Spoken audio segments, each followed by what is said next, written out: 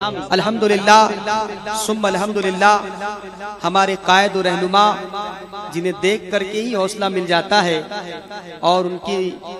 تقریر کو سن کر کے ایک نیا جذبہ ملتا ہے۔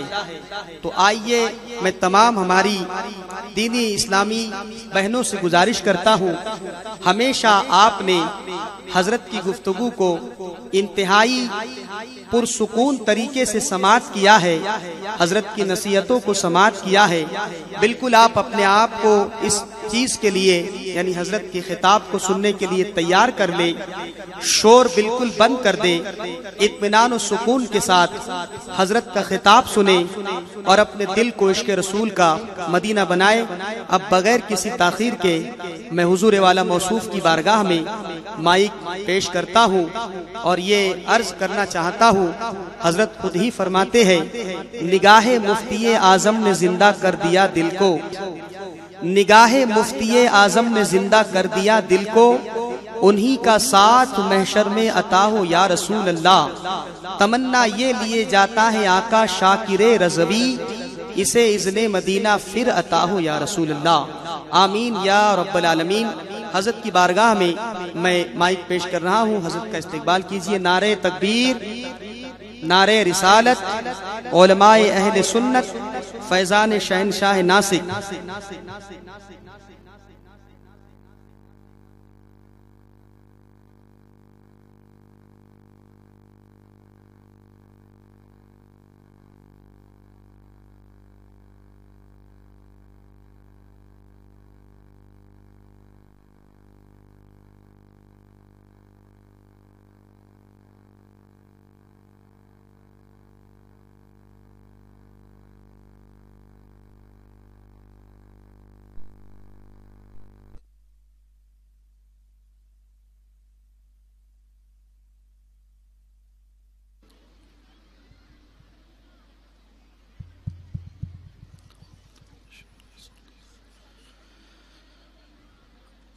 الحمد للہ رب العالمین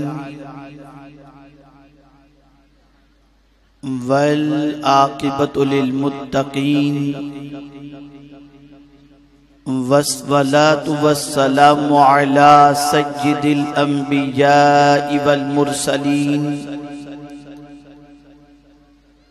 وعلى آلہ واصحابہ الطیبین الطاہرین، اما بعد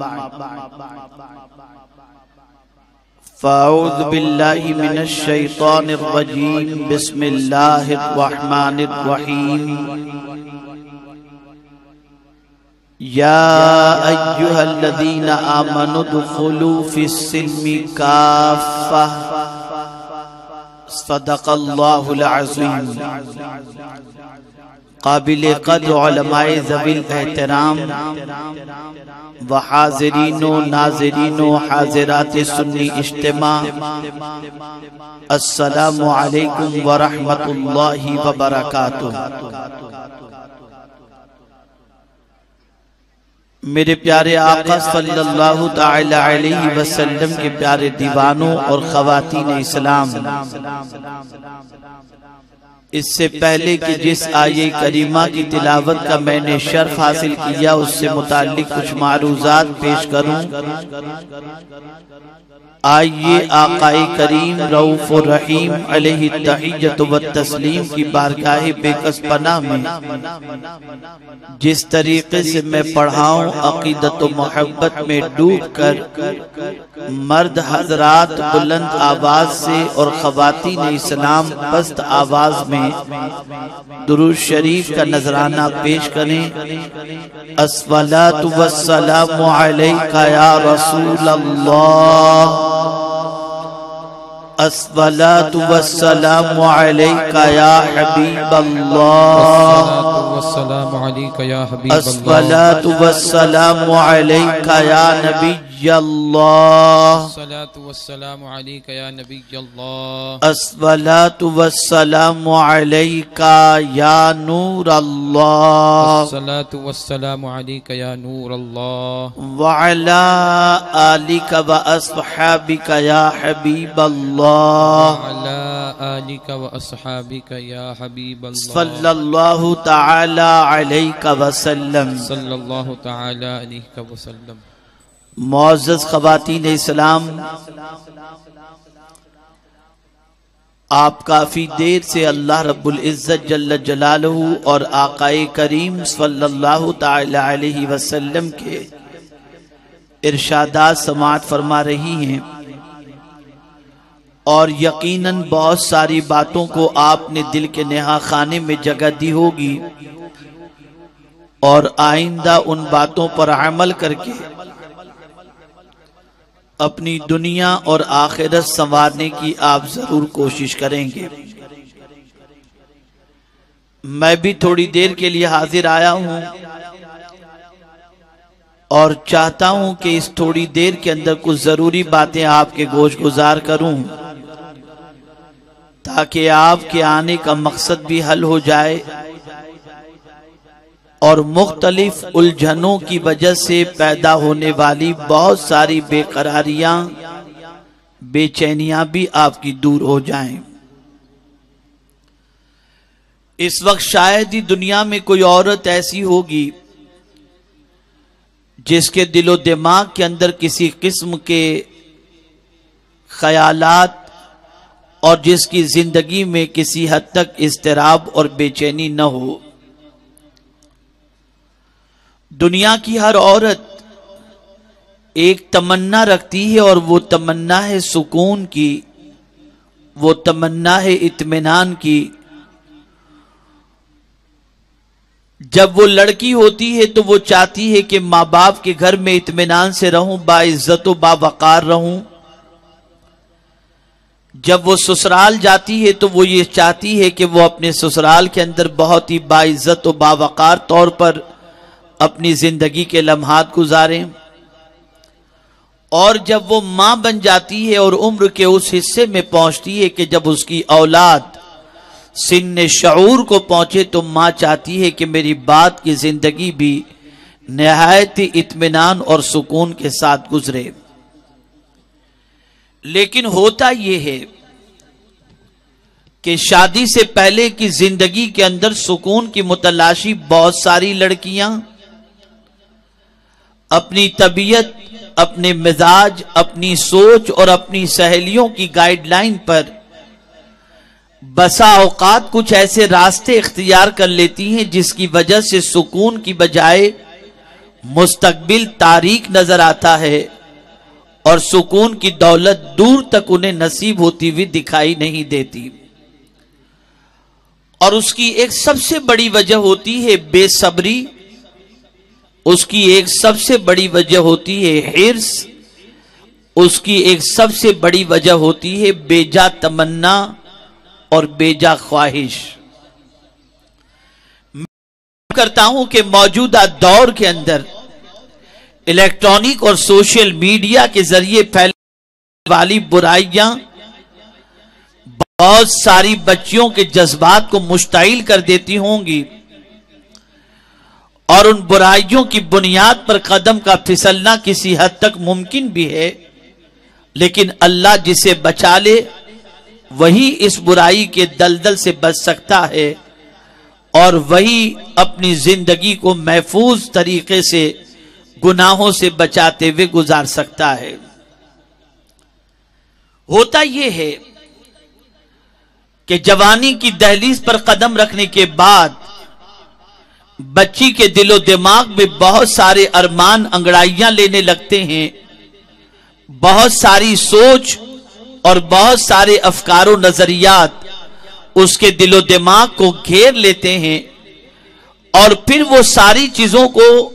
یا اپنی سہیلی سے شیئر کرتی ہے یا پھر ذاتی طور پر ڈیسیشن لینے کی کوشش کرتی ہے۔ نتیجتاً وہ اپنی کم عمری کی بنیاد پر، کم تجربے کی بنیاد پر، کم عقلی کی بنیاد پر، لاشعوری طور پر کہیں یا باشعور ہو کر کے کہیں، وہ غلط راستے کی شکار ہو جاتی ہیں، اور اس کے بعد زندگی بھر سوائے ماتم کرنے کے اور کوئی چیز نظر نہیں آتی۔ قرآن مقدس اور احادیث رسول صلی اللہ علیہ وسلم کا مطالعہ کرنے کے بعد یہ طور پر سمجھ میں آتی ہے کہ ایک ماں کی ذمہ داری یہ بن جاتی ہے کہ اپنی وہ بچی جو ابھی سن شعور تک نہیں پہنچی، جوانی کی دہلیز تک نہیں پہنچی، ابھی تک اس عمر کو نہیں پہنچی کہ اس کا شعور اور اس کی عقل کسی حد تک اپنی خواہشات کی طرف اس کے قدم کو بڑھائے، ماں کی ذمہ داری بن جاتی ہے۔ چونکہ پروردگار نے ماں کو اولاد سے بہت زیادہ قریب رکھا اور ماں کو اولاد سے بہت زیادہ وقت جو ہے ماں کے ساتھ اولاد کو گزارنے کا عطا کیا، ایسی سچویشن کے اندر ماں کی ذمہ داری بن جاتی ہے کہ ماں اپنی بچی کے سلسلے میں صحیح طور پر تعلیم و تربیت کے ساتھ اخلاق اور اچھے اور برے کی تمیز اس کے اندر پیدا کرنے کی کوشش کرے، ماں اپنی بچی پر کڑی نظر رکھے، ماں اپنی بچی کی سہیلیوں کے حوالے سے واقفیت رکھے، ماں اپنی بچی کے اٹھنے والے قدموں کے حوالے سے نگاہ رکھے، ماں اپنی بچی کے دل و دماغ میں پیدا ہونے والے خلجان کے سلسلے میں اچھی طریقے سے واقفیت رکھے۔ اور اس کے لیے ضرورت اس امر کی ہوگی کہ ماں قرآن و حدیث کو پڑھے اور رسول گرامی وقار صلی اللہ علیہ وسلم کی صحابیات کی زندگی کا مطالعہ کرنے کے بعد اپنی بچی کے حوالے سے کیئرفل رہے اور اسی روشنی کے اندر اپنی بچی کی تربیت کرے اور اسی روشنی کے اندر اپنی بچی کی زندگی کو سنوارنے کی کوشش کرے۔ اس بات کو اچھی طریقے سے ذہن کے اندر رکھیں کہ جب بچی اس عمر کو پہنچ جاتی ہے کہ سن بلوغ کو پہنچ گئی، وہ یا اس عمر کو پہنچ گئی کہ ابھی وہ سن شعور کراس کرنے کے بعد اس منزل تک پہنچ چکی ہے کہ اس کے دل و دماغ میں مختلف ارمان انگڑائیاں لینے لگتے ہیں، ایسی سچویشن کے اندر اگر اس کو کوئی چیز کنٹرول کر سکتی ہے تو وہ اللہ کا خوف کنٹرول کر سکتا ہے، اللہ کے رسول صلی اللہ علیہ وسلم کی محبت اس کے جذبات کے اوپر قابو پا سکتے ہیں۔ میرے پیارے آقا صلی اللہ علیہ وسلم کے پیارے دیوانوں اور خواتین اسلام، اس بات کو ذہن میں رکھیں کہ رسول گرامی وقار صلی اللہ تعالی علیہ وسلم نے قرآن مقدس کے ذریعے ایک عظیم نسخہ ہمیں عطا فرمایا، اور وہ عظیم نسخہ یہ ہے کہ اس طریقے کے جذبات جب انگڑائیاں لے رہے ہوں، غلط سمت پر جانے کا خیال یا غلط سمت اور غلط خیالات دل و دماغ کے اندر جڑ پکڑنے کی کوشش کر رہے ہوں، تو ایسی عمر کو پہنچنے سے پہلے ہی پہلے رسول گرامی وقار صلی اللہ علیہ وسلم نے ماں باپ کو یہ تاکید فرمائی کہ بچہ جب 7 سال کا ہو جائے تو اسے نماز کی تاکید کرو، اور جب 10 سال کا ہو جائے تو اسے مار کر کے نماز پڑھو، اس لیے کہ بچہ جب نماز کا عادی بن جائے گا، بچی جب نماز کی عادی بن جائے گی تو قرآن کہتا ہے ان الصلاۃ تنہا عن الفحشاء والمنکر، کہ بے شک نماز بے حیائی اور بری باتوں سے روکتی ہے، تو وہ بچی جو دن میں 5 مرتبہ بارگاہ سمدیت کے اندر اپنے سر کو جھکائے گی، وہ کبھی غلط خیالات کی طرف یا غلط راستے کی طرف جانے کے سلسلے میں 50,000 مرتبہ سوچنے پر مجبور ہوتی دکھائی دے گی۔ آج بہت ساری بچیاں غلط سنگتوں کی بنیاد پر، غلط سہیلیوں کی بنیاد پر، مس گائیڈ کرنے والی سہیلیوں کی بنیاد پر راہ بھٹک جاتی ہیں، اور اس کے بعد ایک مرتبہ ان کے کردار پر غلط تھپا جب لگ جاتا ہے اور داغ لگ جاتا ہے تو پھر اس کی زندگی کو سروائیو کرنا اور اپنی زندگی کو کامیابی کی راہ پر لے جانا یہ ان کے لیے بہت ہی ڈیفیکلٹ ہوتا ہے۔ اس لیے ضرورت اس امر کی ہے کہ مائیں کیئرفل رہیں، اور میں اکثر بچیوں سے کہا کرتا ہوں کہ میری بیٹیوں، میری بہنوں، اگر تمہیں کوئی غلط راستے کے سلسلے میں مشورہ دیتی ہو، وہ تمہاری سہیلی تو نہیں ہو سکتی، البتہ تمہاری دشمن ضرور ہو سکتی ہے۔ جتنی بھی بچیاں بگڑتی ہیں اس میں سب سے خراب رول آج کے دور میں کوئی چیز ادا کر رہا ہو تو وہ موبائل ہے، انٹرنیٹ ہے، فیس بک ہے اور واٹس ایپ ہے، اس کے ذریعے روابط ہوتے ہیں، مذاق ہوتا ہے، اور اس کے بعد بات بہت آگے تک نکل جاتی ہے جہاں سے پلٹ کر آنا مشکل ہوتا ہے، اور اس کے بعد دنیا بھی تباہ ہوتی ہے اور آخرت بھی برباد ہوتی ہوئی دکھائی دیتی ہے۔ میں اپنی بچیوں سے کہوں گا، میں قوم کی بچیوں سے کہوں گا، میں بیٹیوں سے کہوں گا، میری بیٹیوں، تمہیں ایک لمبا سفر طے کرنا ہے، تمہیں ایک لمبی زندگی گزارنی ہے۔ تمہارا دامن بالکل گلاب کی طرح ہے کہ اگر گلاب سے خوشبو نکل جائے تو گلاب بے قیمت ہو جاتا ہے۔ اسی طریقے سے کسی بچی کی زندگی سے اگر اس کی حیا نکل جائے، اس کا کیریکٹر نکل جائے، تو اس بچی کا وقار بالکل ختم ہو جایا کرتا ہے۔ بے صبری کبھی نہیں ہونی چاہیے، اپنے معاملات کو قدرت کے سپرد کرنا چاہیے، اپنے سلسلے میں اپنے حوالے سے فیصلہ لینے کے سلسلے میں غور کرنا چاہیے، اور ایسی سہیلیوں سے اپنے آپ کو بچانا چاہیے جو سہیلیاں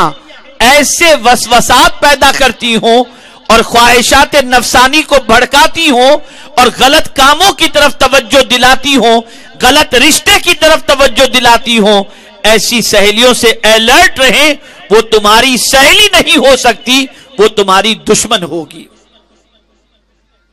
قرآن مقدس میں اسی لیے دوستی کی ذمہ داری اور دوستی کا حق نبھانے کا جو اصول عطا کیا گیا ہے وہ کیا ہے؟ والمؤمنون والمؤمنات بعضهم اولیاء بعض یأمرون بالمعروف وینہون عن المنکر۔ مومنین اور مومنات ایک دوسرے کے رفیق ہیں، اچھی باتوں کا حکم دیں اور بری باتوں سے روکیں۔ صحیح سہیلی وہ ہوگی جو دوستی کا حق اس طریقے سے نبھائے گی کہ جب جب تمہارا قدم نیکیوں سے کمزور ہوتا ہو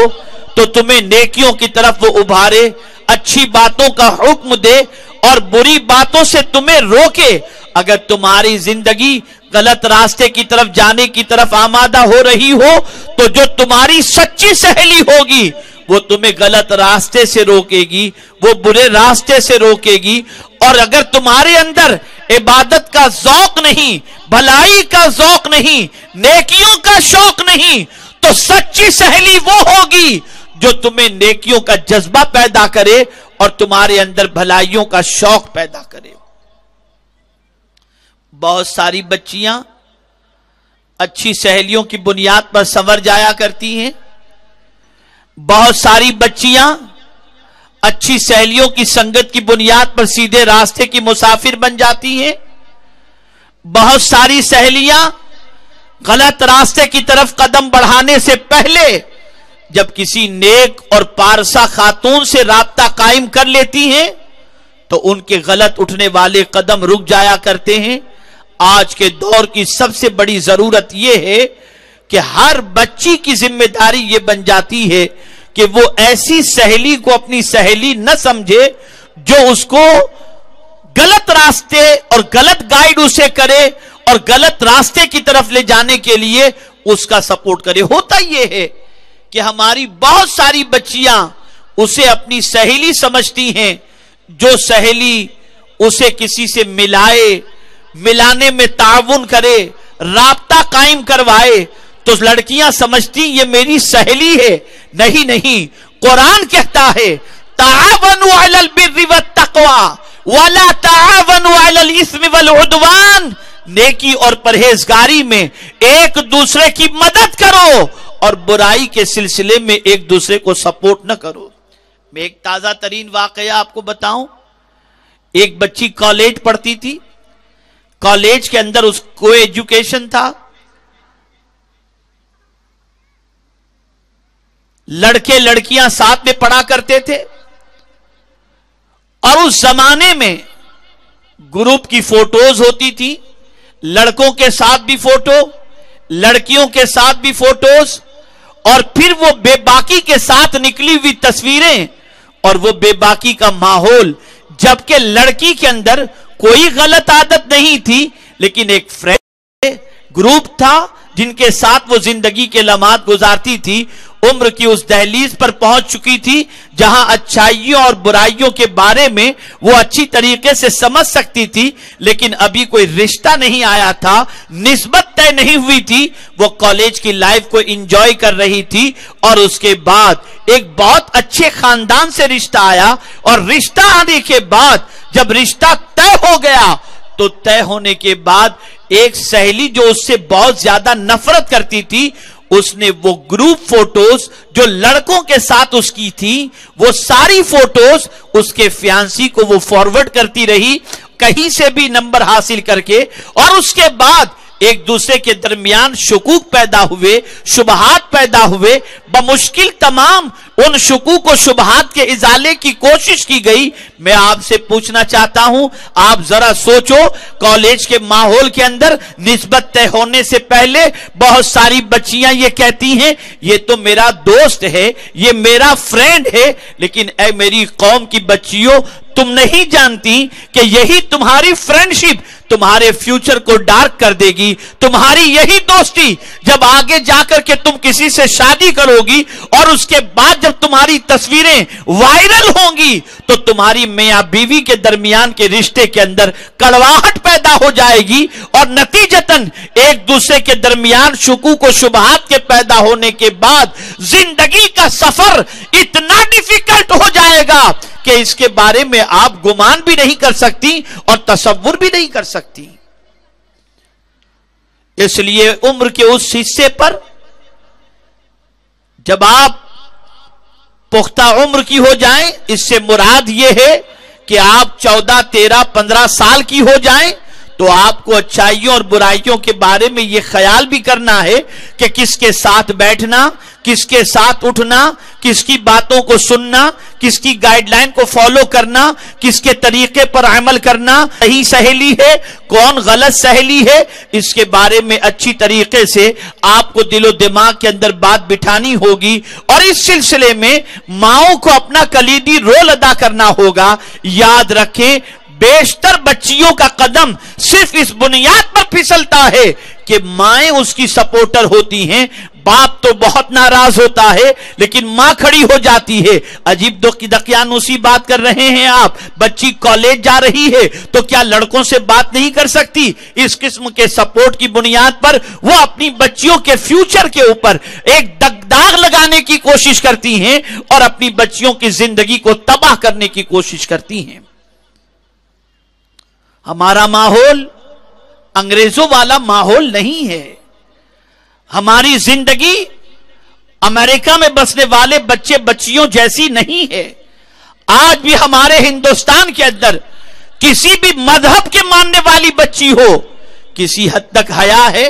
ماں باپ کا رسپیکٹ ہے، ماں باپ کا احترام ہے، ماں باپ کی خدمت کا جذبہ ہے، ماں باپ کی آبرو کا خیال ہے، ابھی بھی یہ ساری چیزیں پائی جاتی ہیں، اور اسلام کے ماننے والوں میں یہ زیادہ پائی جاتی ہیں۔ تو میں گزارش کروں گا کہ جب آپ اس عمر کو پہنچیں کہ آپ کو اچھائی اور برائی کے بارے میں تمیز پیدا ہو جائے اور آپ بالغ ہو جائیں، تو آپ کی ذمہ داری بن جاتی ہے کہ فضول خیالات کو دل و دماغ میں لانے کی بجائے پاکیزہ خیالات کو لاؤ اور نیک اور اچھے تصورات کو اپنے دل و دماغ میں بسانے کی کوشش کرو، اور بے صبری کا مظاہرہ نہ کرو بلکہ اللہ اور اس کے رسول پر کامل بھروسہ کرتے ہوئے اپنی زندگی کو نہایت ہی پاکیزہ اور پرسکون گزارنے کی کوشش کرو۔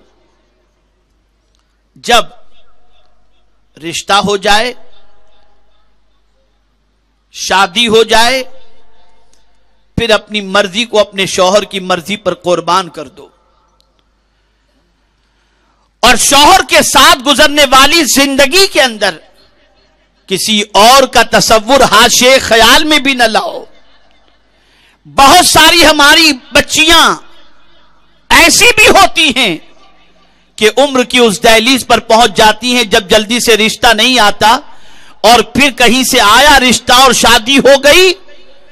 تو پھر دل و دماغ میں کسی اور کو بطور آئیڈیل اپنے دل و دماغ میں بٹھا کے رکھتی ہیں، اور وہ ساری خوبیاں جب اپنے اس شوہر میں نہیں پاتی تو زندگی بے چین اور اضطراب سے گزرتی ہے۔ تو میں آپ سے عرض کرنا چاہوں گا کہ اللہ کے رسول صلی اللہ تعالی علیہ وسلم نے لڑکی کو اختیار دیا ہے، آپ کی اجازت ہی سے آپ کے ماں باپ آپ کا نکاح کراتے ہیں۔ اب جب نکاح ہو گیا تو اس کے بعد کسی اور کا تصور اور کسی اور کو دل و دماغ کے اندر سمانا یہ خلاف شریعت بھی ہے، اور شوہر کے زندگی کے سلسلے میں امانت میں خیانت بھی ہے۔ اس لیے اے خواتین اسلام، جب ایک بار کسی سے شادی ہو جائے، اس کے ساتھ زندگی گزارنی ہے تو بہت ہی اخلاق کے ساتھ، اس کے حقوق کی ادائیگی کے ساتھ، اس کی ذمہ داریوں کو نبھانے کے ساتھ، اس کے ساتھ پیار محبت سے زندگی گزارنے کی کوشش کرنی چاہیے۔ میں یہاں پر آقا کریم صلی اللہ علیہ وسلم کا ایک واقعہ آپ کے سامنے پیش کروں تاکہ شادی شدہ عورت اپنی رسپانسبلٹی کو محسوس کر سکیں۔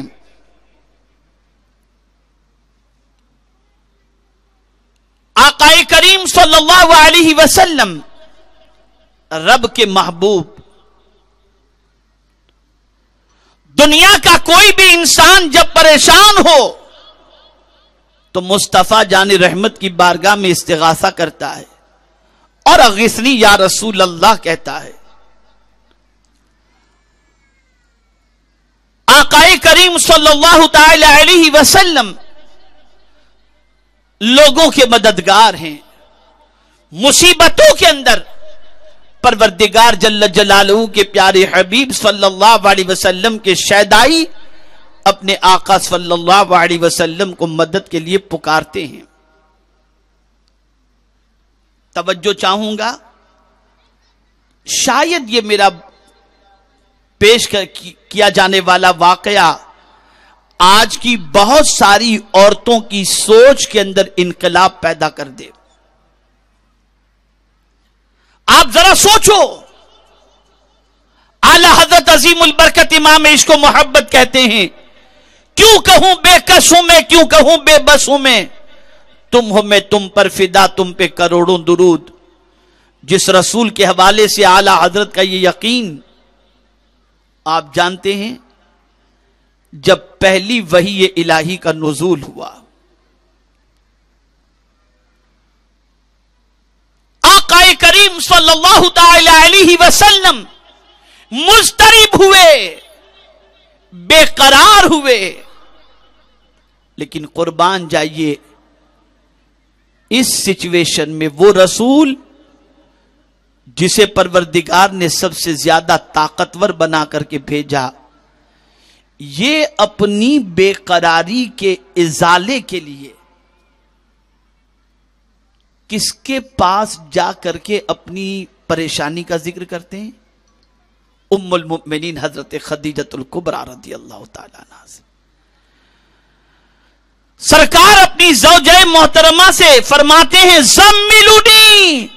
مجھے چادر اڑاؤ، مجھے چادر اڑاؤ۔ میں نے جب اپنے اینگل سے اس واقعے کو پڑھنے کی اور سمجھنے کی کوشش کی تو مجھے حیرت ہوئی کہ ایک بیوی اپنے شوہر سے اگر کما حق کہو وفاداری اور ساتھ ہی ساتھ خوشی اور غم کے اندر شریک ہو تو نبی آخر الزمان صلی اللہ تعالی علیہ وسلم جو سید الانبیاء ہیں، جب پریشان ہوتے ہیں تو اپنی بیوی سے فرماتے ہیں، پتہ یہ چلا بیوی اپنے شوہر سے اتنا پیار کرے کہ شوہر جب پریشان ہو تو اپنی پریشانی کا تذکرہ اپنی بیوی سے کرے، اور بیوی کے تسلی والے جملے اپنے شوہر کو اطمینان کی دولت سے مالا مال کر دیں۔ آج شوہر پریشان ہو تو بیوی پریشانی بڑھاتی ہے، کم نہیں کرتی، اور یہی وجہ ہے کہ اطمینان و سکون کی زندگی وہ نہیں گزار پاتی۔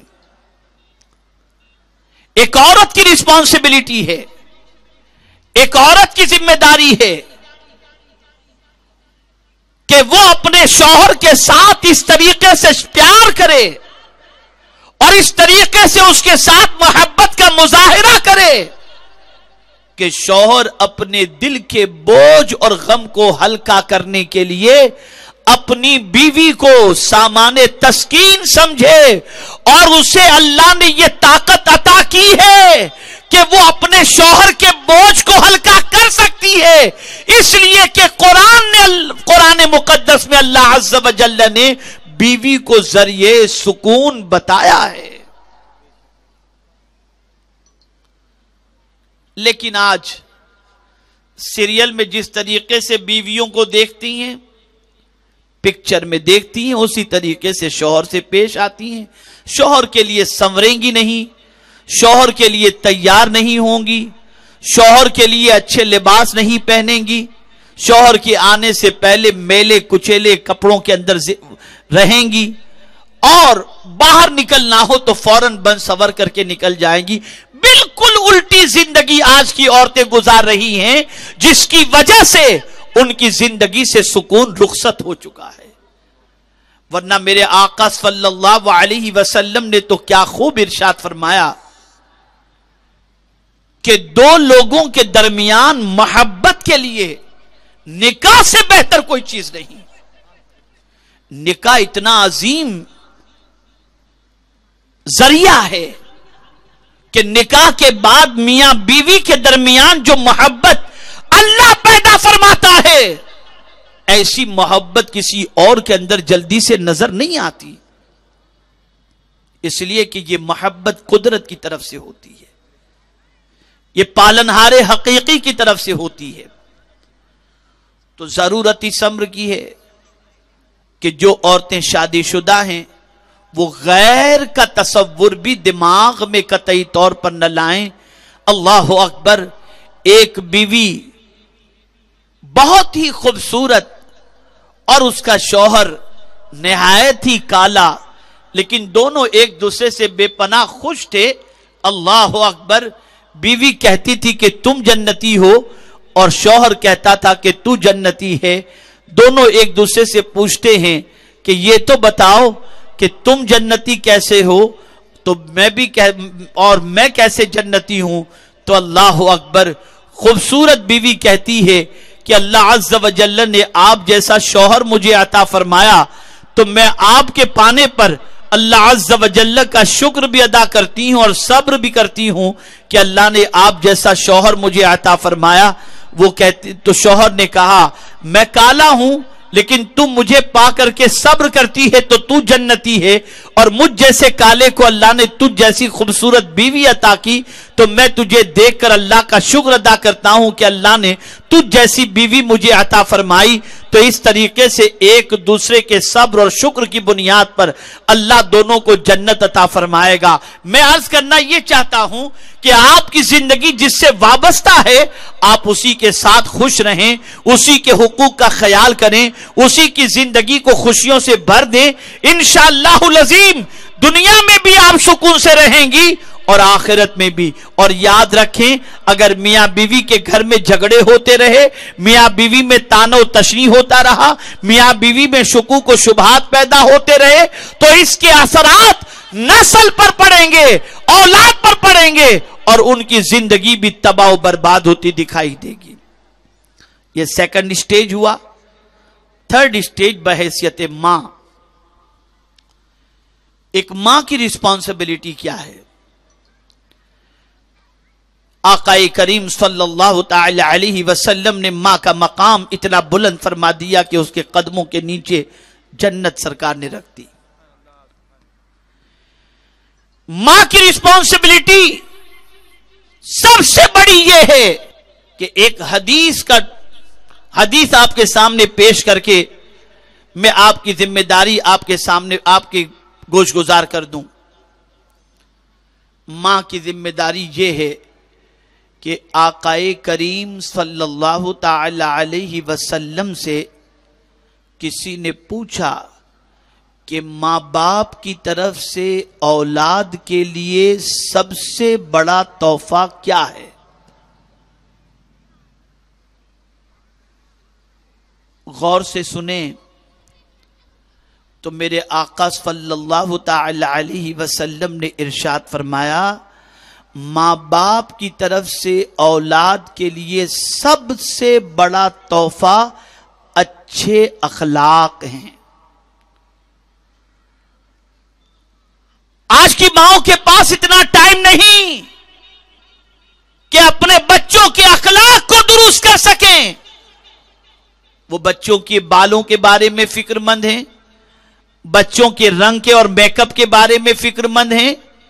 بچوں کے ڈریس کے بارے میں فکر مند ہیں۔ میں کہتا ہوں خدا کی قسم، اگر ایک غریب کی بچی بھی با اخلاق رہی اور اس کے جسم پر سادہ کپڑا بھی رہا تو انشاءاللہ العظیم اچھے اخلاق کی بنیاد پر وہ اپنی زندگی کو اور اپنے مستقبل کو بہتر انداز سے گزارنے کی صلاحیت رکھتی ہے۔ تو آج کی گفتگو کے اندر تینوں باتوں کو خیال رکھنا ہے۔ بحیثیت ماں اپنی ذمہ داری، بحیثیت بیوی اپنی ذمہ داری، اور بحیثیت لڑکی، بیٹی، بہن اپنی ذمہ داری کو سمجھیں اور اپنی زندگی کو قانون اسلام کے سانچے میں ڈھالنے کی کوشش کریں۔ ابھی میں موریشس گیا تھا، وہاں پر ایک نیا کپل میرے پاس آیا اور انہوں نے آنے کے بعد مجھ سے کہا، حضرت ہمارے لیے دعا کریں کہ ہم دونوں کی زندگی میں کبھی خزاں نہ آئے اور ہم دونوں کی زندگی نہایت ہی پرسکون گزرے۔ تو میں نے جو ان کو نصیحت کی تھی وہی نصیحت میں آپ کو کر دیتا ہوں۔ میں نے ان بچوں سے کہا تھا کہ دیکھو، اگر تمہیں شادی شدہ زندگی گزارنی ہے تو سیریل والے کیسی زندگی گزارتے ہیں اور پکچر والے کیسی زندگی گزارتے ہیں شادی شدہ، اسے کبھی تمہیں آئیڈیل نہیں بنانا۔ تمہیں یہ دیکھنا ہے کہ حضور نے اپنی زندگی کیسی گزاری اور خاتون جنت نے اپنی زندگی کیسی گزاری۔ جب تم ان کو آئیڈیل بناؤ گے تو تمہارا رشتہ اتنا قائم رہے گا کہ جنت میں تم دونوں ساتھ رہو گے۔ تو آج ضرورت اس امر کی ہے کہ اس کا خیال رکھا جائے، اور خاص طور پر میں اپنی بچیوں سے کہوں گا، میری بیٹیوں،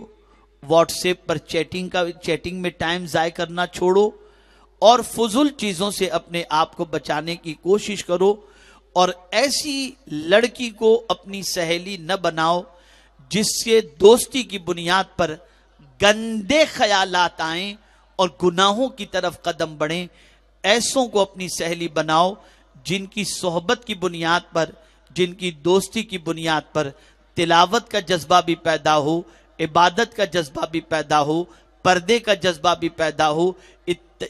آقائے کریم صلی اللہ علیہ وسلم کے اتباع کا بھی جذبہ پیدا ہو، تلاوت قرآن کا جذبہ پیدا ہو، کثرت درود شریف کا جذبہ پیدا ہو، کثرت نوافل کا جذبہ پیدا ہو، اوراد و وظائف کا جذبہ پیدا ہو، سچ بولنے کا جذبہ پیدا ہو، ماں باپ کے احترام کا جذبہ پیدا ہو، اپنے اخلاق کو سنوارنے کا جذبہ پیدا ہو۔ ایسوں سے ہی دوستی کرنا، ورنہ تمہاری دنیا اور آخرت دونوں تباہ ہو جائے گی۔ اللہ رب العزت جل جلالہ آقائے کریم رؤوف الرحیم علیہ التحیۃ والتسلیم کے صدقہ و طفیل جملہ خواتین اسلام کو قانون الہی اور قانون رسول صلی اللہ علیہ وسلم کی پاسداری کی توفیق نصیب فرمائے۔ ناسک کے آج کے خواتین کے اجتماع میں آنے والیاں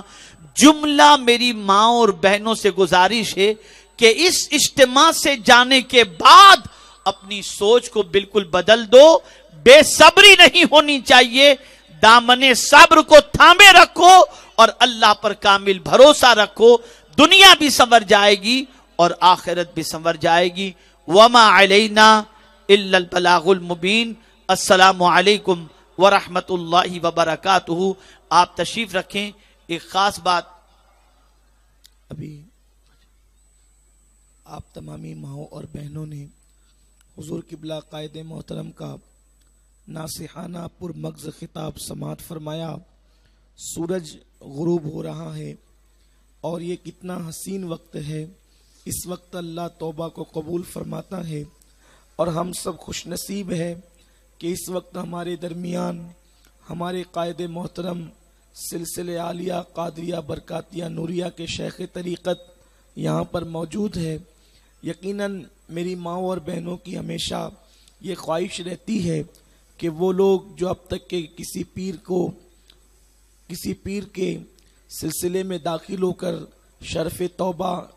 और निस्बत कादरियत से माला माल नहीं हुई हैं, उनके लिए बेहतरीन और सुनहरी मौका यहाँ मौजूद है कि हज़रत किबला आपको हुज़ूर गौसे पाक के सिलसिले में दाखिल फरमा रहे हैं। जो बहनें सिलसिले कादरिया बरकातिया नूरिया में दाखिल होना चाहती हैं, उनसे मेरी गुजारिश है हज़रत यहाँ से आपको जैसा पढ़ाते हैं वैसा पढ़ें, और जो बहनें इससे पहले सिलसिले में दाखिल हो चुकी हैं वो भी उसूल बरकत के लिए पढ़ सकती हैं, ताकि तौबा की बरकतें अल्लाह आपको भी नसीब फरमाएं। और चूँकि बराह रास्त इंटरनेट से यहाँ से प्रोग्राम लाइव नशर हो रहा है, तो जो लोग देख रहे हैं अगर वो भी सिलसिले में दाखिल होना चाहें तो वो भी पढ़कर सिलसिले कादरिया की बरकतें हासिल कर सकते हैं। बिस्मिल्लाहिर्रहमानिर्रहीम। अस्तगफिरुल्लाह रब्बी मिन कुल्ली ज़म्बिन व अतूबु इलैह। तौबा करते हैं पिछले सारे गुनाहों से, आज के बाद हर गुनाह से बचने की कोशिश करेंगे। हर फ़र्ज़ वाजिब और सुन्नत उनके वक्तों पर अदा करने की कोशिश करेंगे। हम सिलसिले कादरिया नूरिया बरकातिया में